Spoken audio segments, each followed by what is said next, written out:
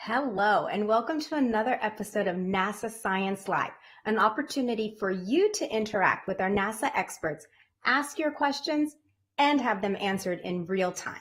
I'm your host, Dr. Mamta Nagaraja, and today I am so excited that we are going to get to talk about the science on board NASA's Artemis I mission. So if you have questions, send them in using the hashtag Artemis on social media or drop a comment in the box wherever you're watching today. So you might have seen the incredible launch of NASA's most powerful rocket from Kennedy Space Center on November 16th.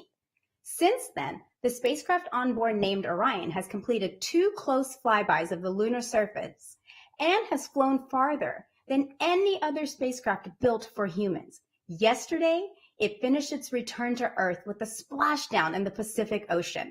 Artemis I is a flight test to prove that the technology all works before we put humans on board Artemis II. But there is a lot of science on board, lucky for us, and we are going to talk about that today. And that science is going to help us learn how humans can thrive in deep space. Now, some of the science has been deployed in the form of CubeSats. And if you've ever heard that phrase, the best things come in small packages, that's pretty much a CubeSat, about the size of a shoebox, fully functioning spacecraft. And some of the science is nestled inside the Orion that splashed down yesterday in the Pacific Ocean. Let's learn more about the science on the Artemis I mission. Artemis I is paving the way for us to explore deeper and deeper into space. I think Artemis I is significant on so many levels. It is a new frontier to do science. So the primary objective is to test the Orion spacecraft integrated with a space launch system. And it is designed to carry out the boldest of the bold missions. But it's more than just learning how to travel in space. We're taking a lot of cool science along with us on this first mission to the moon. So as NASA plans to go back to the surface of the moon and then onto Mars, we want to spend more time there, and that's riskier business. So the more we learn about the moon itself and the environment where we'll be operating, the better we can prepare. We have 10 CubeSats we call secondary payloads, which are small scientific spacecraft of their own that will each be conducting their own scientific mission. All of these payloads in some form or fashion will help us going forward. They are going to be studying the moon. And they're going to help us understand, what is the moon made out of? What types of rocks? What types of regolith? What types of ice? What's mixed in with water that might be present? They're going to be studying the sun. Understanding and studying the space environment or the space weather. Some different propulsion systems. These novel ideas will ultimately turn into the technology and the systems that we want to use going forward. There's a lot of cool things going on between all these CubeSats that make up our secondary payloads. Additionally, inside the Orion, we'll be flying an experiment to study space biology. space biology is where we study the underlying changes that Earth-based biological systems undergo when they're in space. Or basically, how does life respond to the space environment? The level of ionizing radiation that you experience when you go beyond the Van Allen belt, so you go beyond the protective magnetic sphere that we have around us, you then get exposed to higher levels of ionizing radiation. So we are flying several space biology experiments. We will take a series of materials, Plant seeds, fungi, the yeast cell, algae, and ride along the trip. And then when it comes home, we can analyze how they responded to that environment. This research will help us thrive in space. It will help us to go further and stay there longer. So there you have it. I hope you agree with me. This is exciting. The science we'll conduct on Artemis I lays the groundwork to ensure that we can safely conduct scientific activities at the moon with our astronauts going forward. This really is the stepping stone for us as we take that next giant leap in space exploration.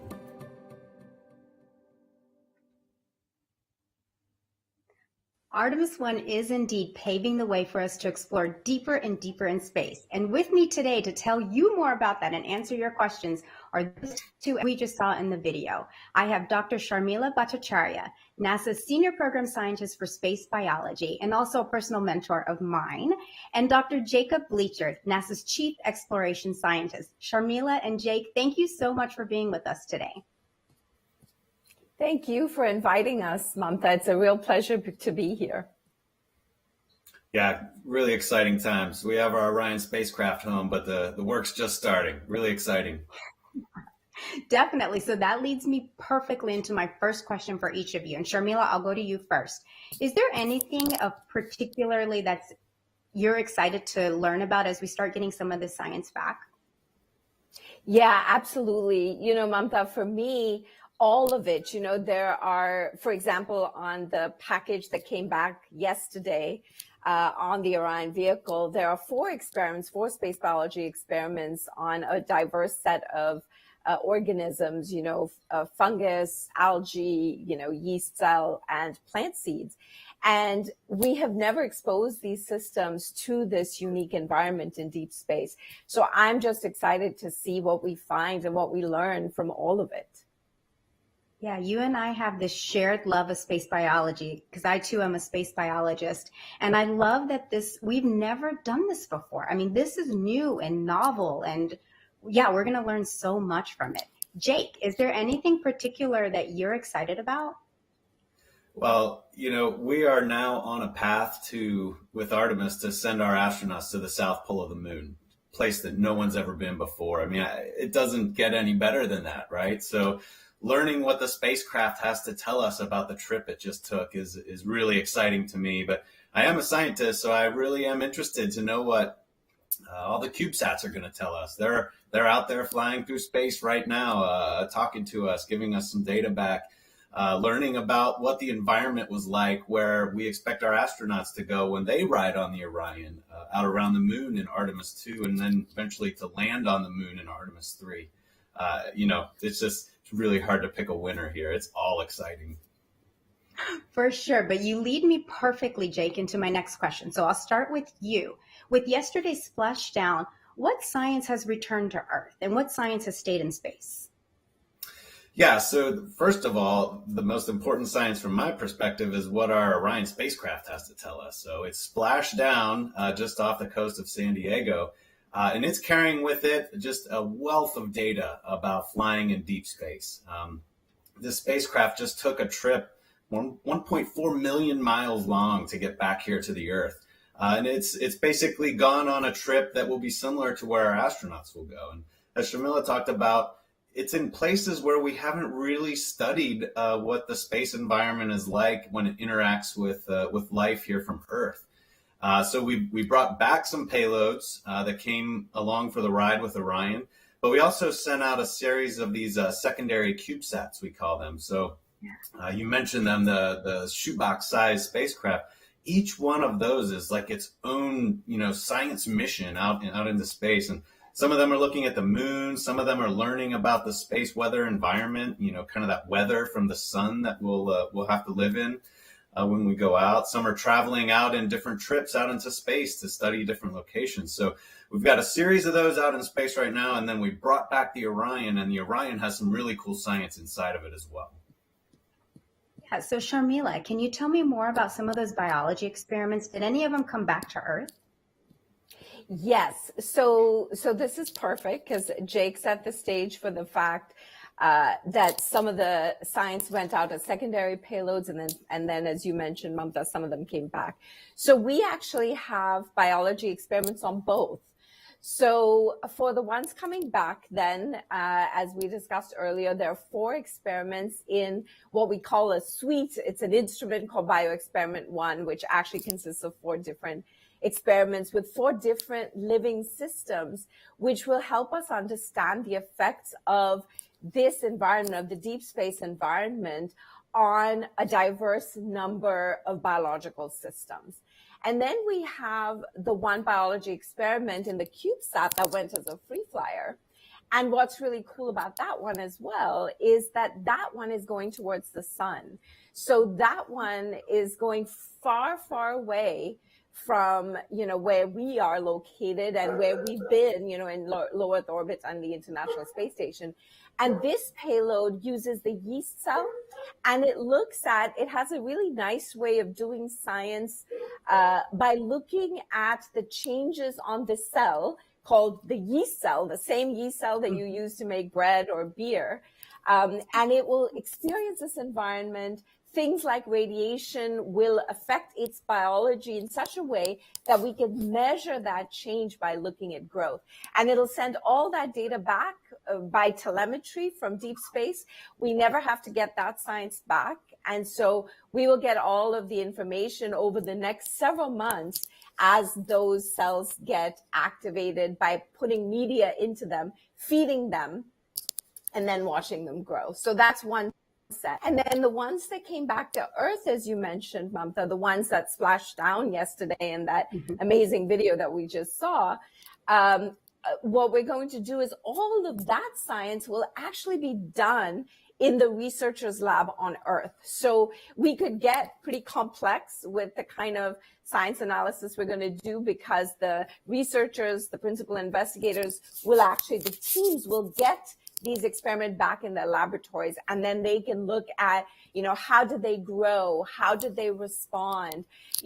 Which specific genes are responsible for helping us thrive in this novel environment? And when I say genes, I know you know this really well, Mamta, but our DNA inside all of our cells consists of these elements. They're like words inside a sentence called genes. And those genes are what are responsible for making RNA, and then the RNA makes protein, and the proteins do all the work inside your cell.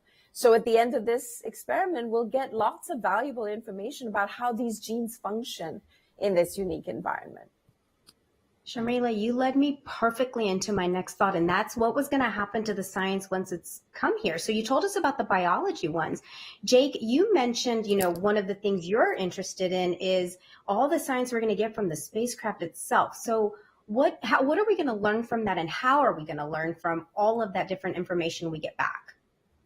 Sure. So the Orion's been talking to us throughout the entire trip that it took around the moon. So we already have a lot of that data back, and we're starting to work through it. And so what's great about it is the mission went really well. The spacecraft flew well. The space launch system, the big rocket part that made the really spectacular, made it like nighttime into daytime when that thing launched. We got a ton of data from that, and the space launch system performed extremely well. The Orion performed well. We were able to get the mission complete. We even were able to do some additional work along the way. But one of the big parts for the mission was coming back to Earth, coming into Earth at an extremely fast speed, almost 25,000 miles per hour. And as the Orion comes into the Earth's atmosphere, it creates a lot of friction, kind of like when you rub your hands together and they get warm, but like a lot more than that. So it gets really hot. And so one of the big parts we had to study was how to slow the Orion down, because we got to protect our astronauts, our friends who are riding inside. So as the Orion comes into the atmosphere, it heats up. And so we're going to be able to actually look at the Orion now when we take it back to Kennedy to understand how well it performed and how well the job it did. And then it had some parachutes that opened up that slowed it down for its eventual splashdown, looking at how it performed floating in the ocean, for instance. So we have to be able to get to the Orion to help get our astronauts out of the Orion once it's in the water. So there's a whole bunch of steps that go on there that will work through the data, analyze that data, and it's all very important for us to have the confidence that we need to put our friends in there for Artemis II, which will be another fly around the moon, but with astronauts on board. So it just gets more and more exciting each time. Yes, it does. And I studied aerospace engineering for my undergraduate degree. So the aeroscience that you just described is so fascinating to me. I love that entire branch of science. So my next question, and Sharmila, I'll start with you. There's a considerable number of experiments that we had on board that were focusing on, and you mentioned this before, the effects of radiation. Why is that so important as we set the stage for future Artemis missions? Yeah, great question there. So the reason that's important for us to really measure and to understand is that radiation is, simply a reality. I mean, we're exposed to ionizing radiation on the surface of the Earth. We're exposed to ionizing radiation on the International Space Station, and we'll be exposed to a little bit more of that same sort of radiation when we go beyond the Van Allen belts, as you heard in the earlier video.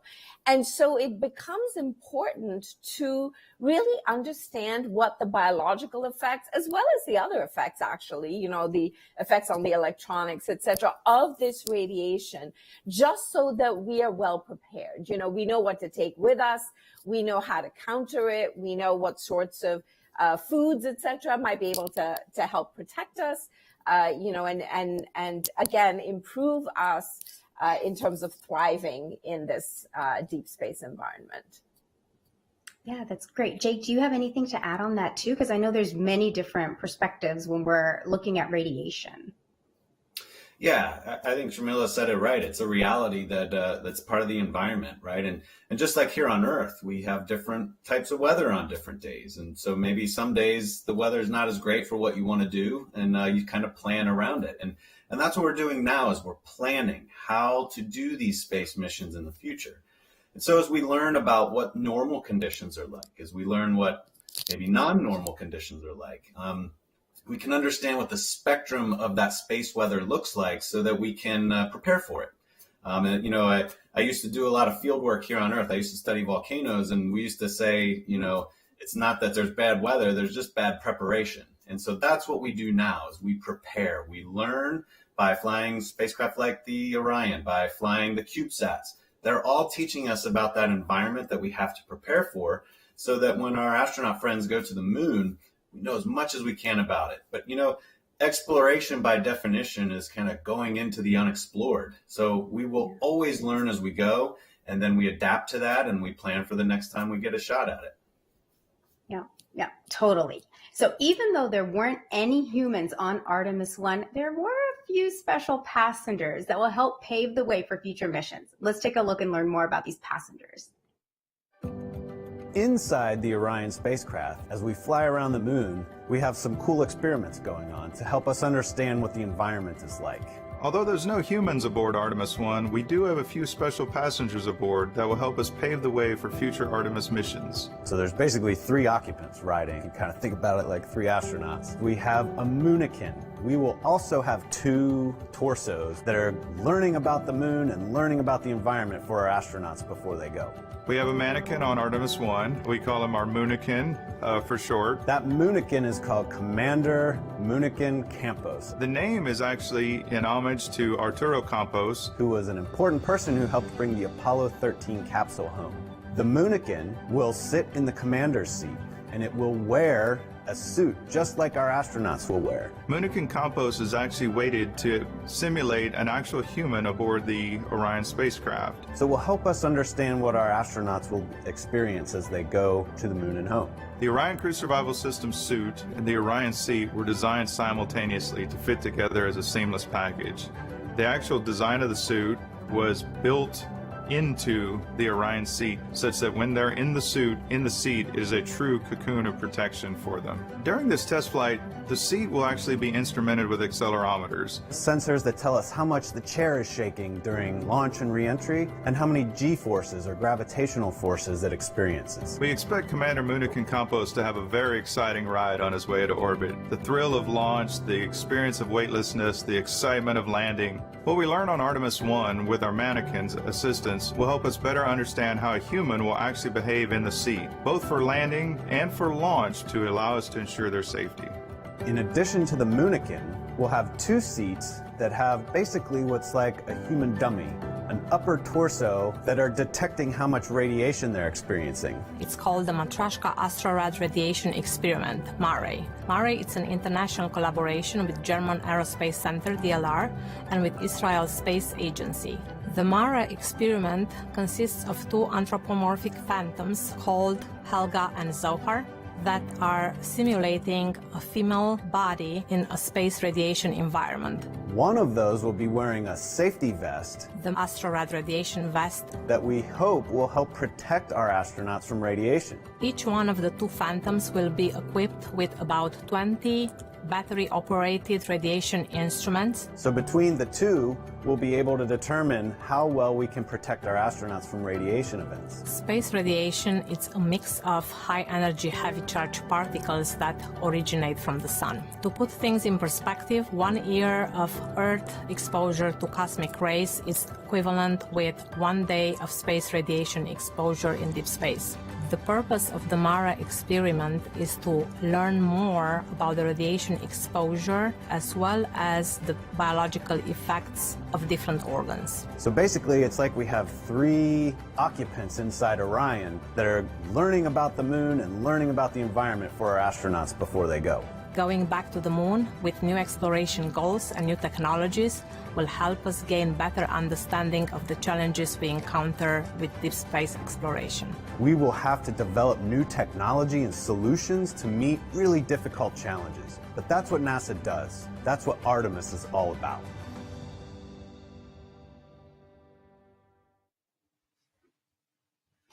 All right, so Jake, Sharmila, this is my favorite part of any NASA Science Live. We're about to answer the questions that people have been sending in. They want to know so much about Artemis, so these are some good questions. And I know many of you online have questions, so if you want to use the hashtag Artemis on social media or drop a comment in the box wherever you're watching today, we will get those questions and try to answer as many as we can. So the first one I'm going to send to you, Jake. Shavin Yenkits 1 on Twitter asks, how will the outcome of the mannequin tests influence what changes are made for the next Artemis mission? Yeah, that's what it's all about, right? They're out there to help us learn about the environment that our astronauts will travel through. So as we learn about, for instance, what Helga and Zohar have to tell us, they're going to tell us about radiation and whether or not some of the materials that we design the Astrorad suit out of can help kind of minimize the amount of radiation that they're exposed to. So that will probably influence maybe how we design safety blankets or suits or something that they can wear so that if they're in a situation where they need to protect themselves, they have something to use. It could eventually influence how we design the outside of spacecraft. All of these types of lessons can help us learn about the next technological step we need to take. So it's all important for us. And Commander Campos, he's teaching us a little bit about how the seat designs will work to kind of minimize just how much they're being shaken during their travel. So that helps us understand the interior design of the spacecraft and how the suits are designed to interact with the spacecraft itself. So together, they just kind of help make the ride a little smoother. And also just kind of help us make sure we've got them outfitted with the right gear to safely conduct the missions we'll ask our astronauts to do in the future. Yeah, it's one of my favorite parts of the science that went up on Artemis 1 is just having those dummies and all of the collection of that. What are people going to experience when they're in this rocket? It is the most powerful rocket we have. So I find that so fascinating. So let's see. Sharmila, maybe you can take this one. And if I send you a question and you think the other person should answer it, feel free to toss it around. I think we're pretty informal here on NASA Science Live. So at Lugalia and Dega on Twitter asks, will the capsule be reused? Actually, I am going to hand that over to Jake. I think that's a good question for Jake. Yeah, so the capsules are designed to be able to be reused. It's one thing that we're doing with the new systems is trying to be able to reuse them. And if it's not the entire capsule, as we continue to develop things in the future, we certainly will learn from each one and develop new systems based off the knowledge that we gain from them. But the intent is for us to be able to reuse those spacecraft when we go forward. Awesome. Thanks, Jake. Yes, so Sharmila, I do think that you can tell us more about this one. So Connor on Twitter asks, when can we expect to see all of the data and the science that's stored on the spacecraft and the science?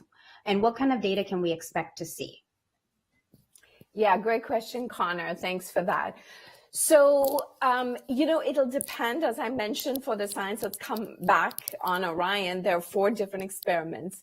So there's different analysis that's going to be done on each of those 4 different organisms. Typically, though, The analysis for most studies take about a year from when you get the samples back.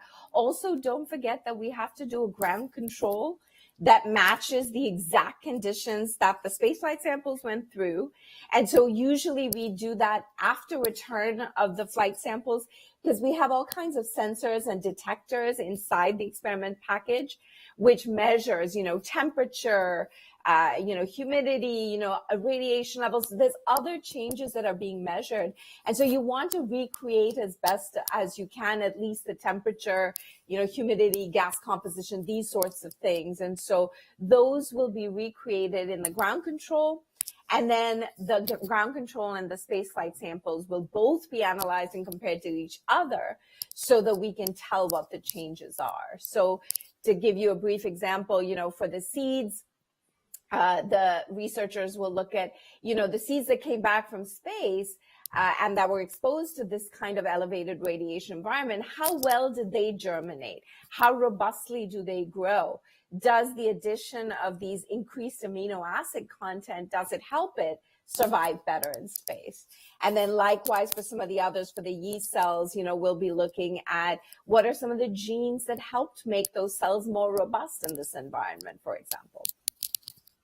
Yeah, and I think, Sharmila, what's important to note is science takes time to do. And so when we get all of this information, and science has a rigor to it. And the whole reason we have that rigor to it is so that we can be as accurate as possible when we interpret the data that we get.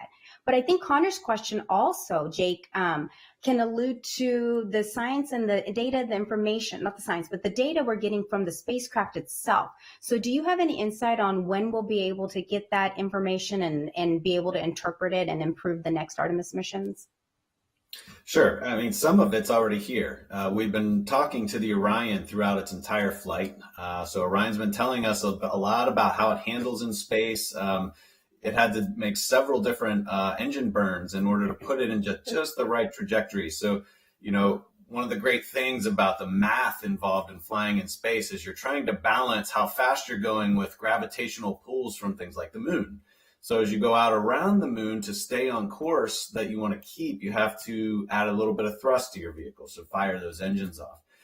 Every one of those gave us more data about how the engines worked, how they performed, how the vehicle responded to that amount of thrust that we gave it. And again, it performed really well, which is exciting to us because that means we're in pretty good shape to start planning for the next Artemis mission, Artemis II.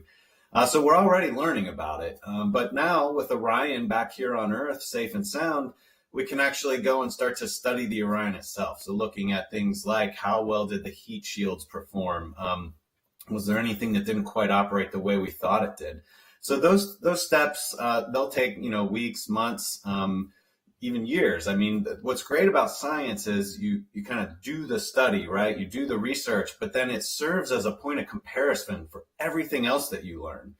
So every time we fly a spacecraft in space, we can compare it to what we learned from this mission to help us better prepare for that next mission. So it's starting now, and a lot of that work will be done over the next weeks to months, but it never ends, really. It'll always be there to help us understand how to fly in space. Yeah, I love that idea that you just expressed because science does build on top of each other. As soon as you learn something, you come up with another question and then you think, well, what about this? And it just continues and it just loops. And that's how we end up with this huge body of knowledge. I love that thought, Jake. So I think this one can go to both of you. So I'd love to hear your thoughts on Humberto Silva on YouTube. And I'm sorry if I did not say your name correctly.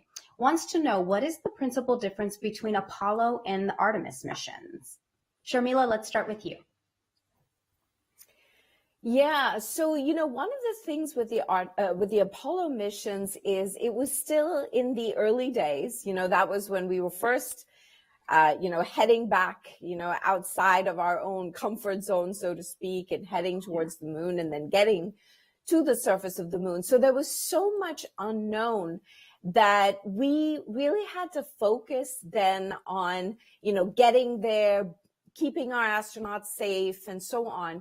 So there wasn't as much of this very carefully controlled science that we are now sending up on the Artemis series of missions, where, we've sort of, and Jake, I'm sure will further elaborate on this. We have the technologies now, as you've seen on Artemis I, to get there and get back safely. So now we really need to use these platforms to understand the science so that we can be better prepared for our future mission to Mars, for example, which is going to be further than any, human has been, ever. So I think for me, at least from the science perspective, that's one major difference. But Jake, please add, other perspectives as well. Yeah, so both Apollo and Artemis, the intention is to put astronauts on the moon. But there are some significant differences. So Apollo was a series of missions that went to near the equator of the moon and all on the near side of the moon, so the side of the moon that continually faces the Earth. So all of those landings were kind of like right in the middle of the moon, as you would see it when you look at it in the night sky. Where we want to go with Artemis is to the south pole of the moon. And the reason we want to go to the South Pole is we've learned so much since Apollo. And what we've learned is that in some cases, there are craters at the poles that never see sunlight. We refer to them as being permanently shadowed. And because of their permanent shadows, they don't interact with the sun. And so materials that we call volatile elements, volatile molecules, that means that if they see the sun, they become volatilized. They turn to gas and they're lost. These volatiles in these places that never see the sun, they just kind of get stuck there. And so over the whole history of the solar system, these volatiles have collected in these cold traps, these permanent shadows. And so what that means is we think there's actually big deposits of ice there. Ice is really important to us. Life needs water. And if there's already water on the moon, it's a resource we can use. If you think about taking a trip here on Earth, you can't possibly take everything with you every time you leave your house. You depend on the fact that a place you go to is going to have a water fountain, right?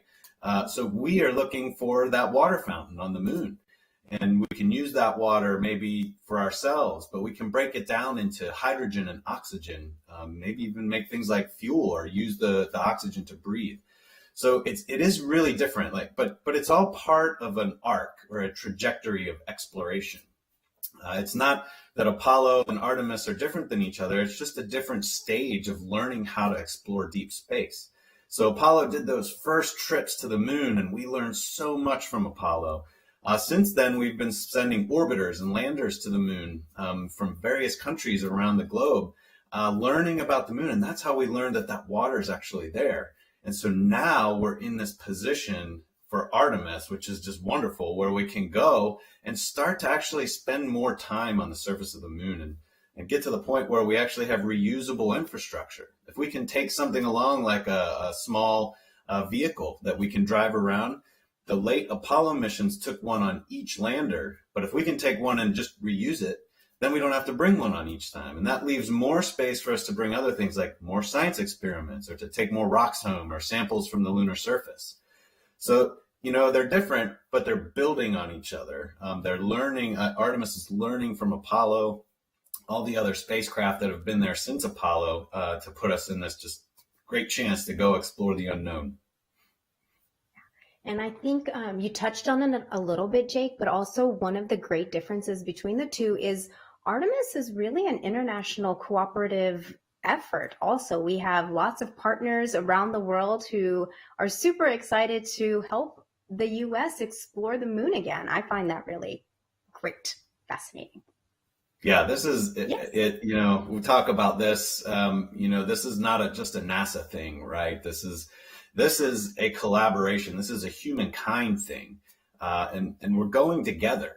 Just on this flight, the European Space Agency provided an element of Orion that helped us steer it and fly through space, the service module. So a piece of that mission came from several other countries over in Europe. And several of the payloads, the secondary payloads we talk about, those CubeSats that went out, were provided by other countries. All of it is learning how to work together, be partners. What's also neat about it is it's not just international. We're partnering with companies who are building the spacecraft for us now. So the SLS, the Space Launch System, which is the rocket, and the Orion crew capsule, those were NASA spacecraft built with some of our contractors. But many of the future elements, the landers, the vehicles on the surface, they're going to be coming from companies that we all know and know the names of that are going to be building those for us. And so it just really is this wonderful, like, I described being at the Artemis I launch as just this like comforting, supportive environment where, just people from all around the globe were paying attention and excited to see what was happening. There's something so poetic about what you just said. You said we are going together. I don't know. There is just something very heartwarming about that it's all humankind. So Sharmila, I got a question for you here. At Karina Ya on Twitter asks, why did they use yeast and bacteria in their experiments? Yeah, another excellent question. So, because as we've been discussing, Artemis I is the start, a renewal of a program, within NASA to help us continue to explore these new places. So as a result, the primary goal of this mission was to make sure that we got the rocket and the Orion crew capsule and all of this working safely and effectively. So the science that came along for the ride. NASA is, as is a very heavily science-based and, science-interested organization. And so we didn't want to lose that opportunity to do valuable science, but at the same time, we didn't want to risk the primary goal of this mission, which was to ensure that we could get back to these new environments safely. So therefore, the experiments that we selected to go on these first mission, and the same is actually true for the next mission, is these are more robust organisms. They're very good biological models, though, for doing biology research on Earth. In fact, these have been workhorses that have been used on Earth for many decades now and help us understand fundamental biology about how, genes, within the DNA get transcribed and make RNA and make protein. All of this was initially worked out in systems like the yeast cells and bacterial cells and so on. And so, the intent was to find something that's scientifically very important, but at the same time, very robust. So to give you an example, for some of the experiments, we had to load them weeks ahead of. And in some cases, actually, for some of the free flyers, we had to load the biology months before Artemis I actually launched. So we couldn't really fly experiments that needed, a lot of tender loving care for the cells because we were not going to be able to access those payloads or those experiments till, many weeks or many months before launch. And so the art here was to pick things that would give us very good science, but at the same time would be able to withstand some of the engineering requirements, which required us to do testing on various components of the rocket and the crew capsule before we could do our science. And so that's what went behind the thought of how to pick what kind of science we do. Yeah, and I think you touched on it for Karina. A lot of what we know about the human body today, if you traced it back, we started learning about it in bacteria or yeast or similar organisms. So we'll be able to learn so much from these, even though they seem like they would be too small or ineffective. They're actually really great organisms for us to learn more about fundamental biology. And I think that's exactly right, Sharmila. So as we mentioned before, Artemis I has a few hitchhikers on board. The idea of these small secondary payloads is to make the most of the Space Launch Rocket System. The Space Launch System rocket, sorry. I knew it did not sound right coming out there. These shoebox-sized CubeSats are not related to the primary mission, but each one will carry out different science and technology demonstrations like you heard Jake talk about before. So from searching for water ice and mapping the lunar surface to technology demonstrations, these CubeSats allow us to learn how to reduce risk and improve our systems overall for future missions. To learn more about the CubeSats on Artemis I and their missions, visit go.nasa.gov/ArtemisScience. Now, let's take more of the questions that you have. And Sharmila and Jake, I've been taking a peek at them, and they're getting even better and better. Such intelligent, insightful questions from our audience today. Let's see. So JJ on YouTube asks, he says, I have two related questions for you. What are the Moonican phantoms made out of? And at Love Vingem, I think, and sorry about these names if I get them wrong, on Twitter wants to know, why is it so important for us to study radiation of the female body? So Jacob, we'll start with you. Well, the reason it's important to study it, we have sent people to the moon, but all of the astronauts that went to the moon were men. So it's really important for us to collect some data to begin filling in that lack of information that we have for what happens to the female body when we travel through deep space. So that's one of the reasons that the Helga and Zohar were designed to mimic a female body, so we can collect some of that data. As for what it's made out of, it's made of material to replicate some of the DNA that makes up a female body as opposed to a male body. And so together, going out there, one wearing a protective vest and one not wearing the vest, they can begin to look at what is the result if you have none of that protection versus having some of that protection there. So again, we have some data from our Apollo astronauts that tells us about how the male body responded to that deep space environment. And now we've collected some of that information with Artemis I to help fill out and have a more robust understanding that actually represents our astronaut, the breadth of our astronauts today. I'm so glad they asked those questions, because I didn't even think about why we were modeling and had these female mannequins on board, but that makes perfect sense now that you say it, Jake. All right, so for you, Sharmila, at Simone Jo Moore on Facebook asks us, with the bio experiments, are we also looking at how we might need to bio-adapt and not just protect as we are? Yeah, another great question, Simone. So yes, adaptation is definitely, especially as we're going to do long-term space exploration in the future, going to Mars and back is going to be something like a 2 to 3 year round trip. And then, coupled with that, time to stay on Mars. So we are increasingly going to have to look at spending more time there. So yes, some of the studies are definitely going to begin to look at that. But remember, this was a relatively short duration trip because, again, we wanted the capsule back. Having said that, Sentinel experiment that I mentioned that is going towards a heliocentric orbit, that one, for example, is going to look at longer term exposure. And so we're going to look at almost 6 months or more. As long as we can get the data back, we will continue to do that research. And so you're absolutely right. Some of the changes that we will be looking at are the immediate changes, and therefore, what can you do? What can you learn from some of that?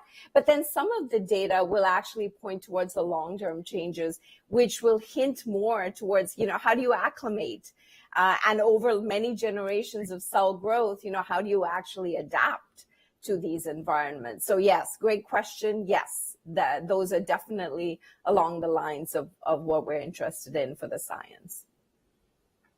That's great. Thanks, Sharmila. Okay, Jake, I've got a great question for you. It sounds like a lot of people online are asking about Snoopy. So Jake, do you know how he's doing, and can you explain his role on the mission? Yeah, so Snoopy's long been associated with our astronaut flights. He's always been a part of that. I think he's just kind of a recognized part of human nature. He's always flying around on his doghouse, and he leads the way for exploring. And so he's always participated with NASA. And his specific job on the mission for Artemis I is to help us understand when we're out of that gravitational field. So when you see Snoopy starting to kind of float up around, you know that you now are no longer in that gravitational field. And in fact, when you look at any NASA launch with crew, they have one of these gravity indicators as well. And sometimes they bring along a memento that means more to them. But on this flight, this important flight, Artemis I, Snoopy's the ride along for us. So Snoopy came home in the Orion, splashed down in the Pacific Ocean, probably has some really awesome stories to tell us, but for sure has been telling us what the gravitational field is like during the Artemis I mission. I love that, Jake. Oh my goodness. Snoopy is beloved in our culture for sure. Let's see. So a viewer on Twitter asks, and Sharmila, I'm going to hand this one to you. Will there be something like the DNA sequencer that is used by the astronauts on the International Space Station? And if used on the Orion for Artemis 2 and 3, could it determine radiation damage to microbes on board Orion? I told you these questions are getting tougher and they're awesome. Yes. Yes, fabulous question. And so the answer is absolutely yes. So, over time, we are in fact exactly going to be doing what you suggest, which is we're going to be taking up more and more of the tools that we use on the International Space Station, for example, which really help us to do our science so we can do it, on the surface of the moon, for example. Having said that, let me also tell you that one of the experiments on that Bioexperiment 1 suite, one of them is specifically going to look at what we call omics changes, which covers exactly what you're asking, which is if you sequence the RNA, for example, and you look at what is called transcriptomics, it gives you a sense of how the DNA and those genes inside the DNA, how do they respond in this novel environment? And so we are going to do that, for example, and we're going to get that information, but it is going to be done on the samples that have come back to Earth this time, because Bioexperiment 1 is coming back, has come back, and most of the science is going to be done on the ground. But again, that, what you say, that is real-time sequencing in space, on samples that are flying in space can absolutely be done, and definitely is something that we're going to do. And the other advantage of doing what you suggest is that many of these operations are usually automated. And so the more automated we can make it, the easier it will be for us to do the science in future on the lunar surface. So absolutely, yes. Yeah, great question, and totally on the right track for what we're interested in doing. I agree. That was a great question from our Twitter audience. Let's see, Jake. This one is from Electroboy8128 on YouTube. He asks, when will Artemis II launch? Yeah, so Artemis II, if everything continues to go well for us, we're expecting to be able to launch Artemis II in the year 2024. So we need a little bit of time to just make sure we understand exactly how Orion performed and the SLS, the Space Launch System, performed. As we pull all that information together, we'll begin planning that next Artemis launch. So Artemis II in the year 2024, we'll have our astronaut friends on board. And it's going to do something similar. We'll fly out around the moon, and it will teach us again about how to fly out in that deep space environment, what that environment is like. But this time, it'll be super cool. With the astronauts on board, they all have to bring along stuff like water and food and clothing. So we're going to really start to load up the Orion and see how it handles when it's carrying more of the mass that it can. So like, you think about driving your car maybe to school or to work, you probably don't load it up. But if you're going like across the country to visit somebody, you really pack all your stuff in there. And so ultimately, Orion will need to do that on its flights to the moon.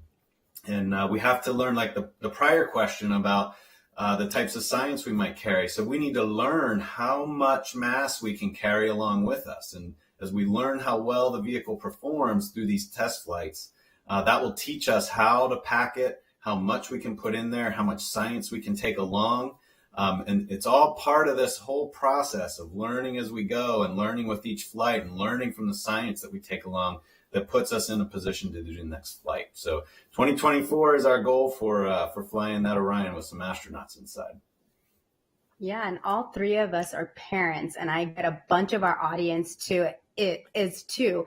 And we all know that 2024 might seem like it's a long way away, but when you think about it, it's like right around the corner. So it's really not that far away. I start measuring things in terms of how tall my children get overnight. So I know 2024 is not that far away.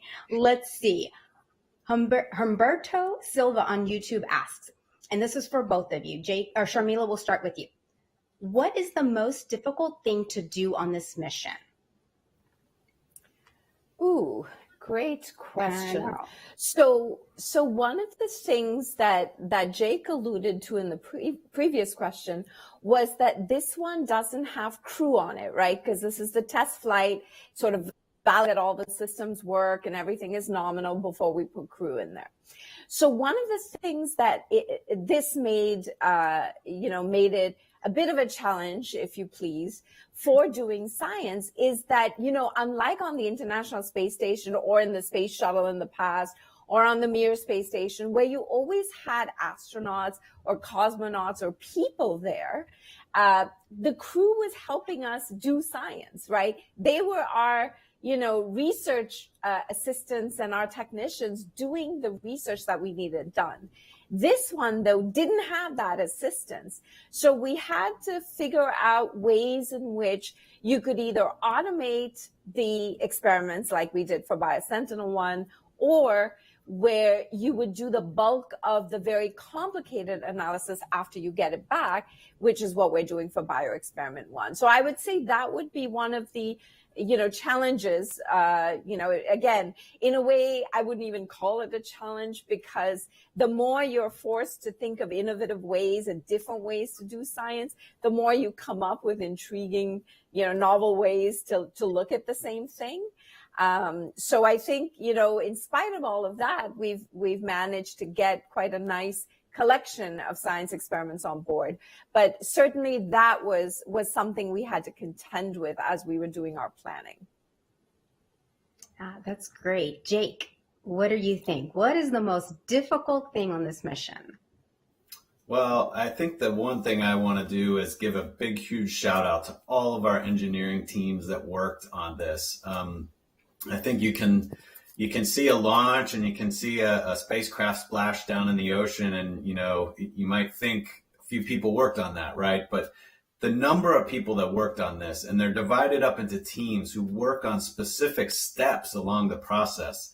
I think if you talk to any one of them, they would say whatever the part was they worked on was probably the hardest part. And they're not wrong, because all of the steps have to work seamlessly together to make a mission like this work. And I don't just mean the engineers that worked on the spacecraft. I mean the engineers that built the CubeSats, that built the payloads like Sharmila was talking about, that rode inside Orion.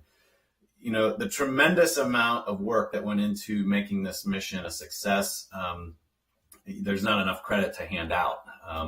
But so many steps, assembling the whole vehicle inside the vehicle assembly building, stacking these pieces of the rocket together and then putting the Orion on top. Rolling it out to the launch pad. The launch obviously is a spectacular moment where a whole bunch of things got to go right. But once it got up into orbit, getting the solar array deployed, moving the CubeSats out, deploying the CubeSats, every one of those steps, taking Orion, there were a bunch of, I mentioned already, a bunch of engine burns we had to do to keep it in the right trajectory. Every one of those has to go well.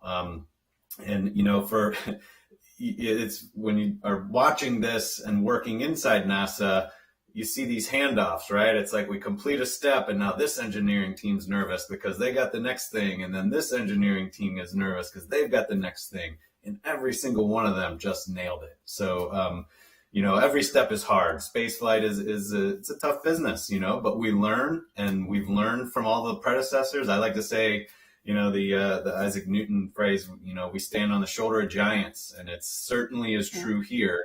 Each one of these groups just, their step performed phenomenally and puts us in a position to send astronauts to the moon. Yeah. And as President Kennedy said, we do it because it's hard. This is what drives us. Challenges, right? Humanity's greatest challenges. That's what drives us. All right. So let's see. Travis Ramirez on YouTube asks, If you could go back and add one thing to the Artemis I mission, what would it be? Sharmila, we'll start with you. Ooh. Let's see what's yeah, that's really making us think here. What is the one thing that we would add? Well, if you want me to give you a moment to think, Sharmila, I can give you an answer.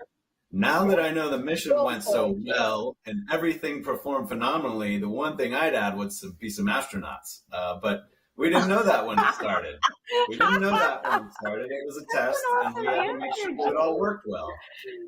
But I know a whole bunch of people who would have been happy to sit inside that thing knowing that the ride went well, you know? That's an excellent question, answer, Jake. Yeah, you know, I'll tell you, you know, I would have said that let's add science, but, you know, we added a lot of science. So, you know, we also had these mannequins, as Jake talked about, which is so valuable. We really need that information as we get prepared for the next crewed mission. So, you know, Snoopy, we can't do without Snoopy, you know, so Snoopy was in there, check.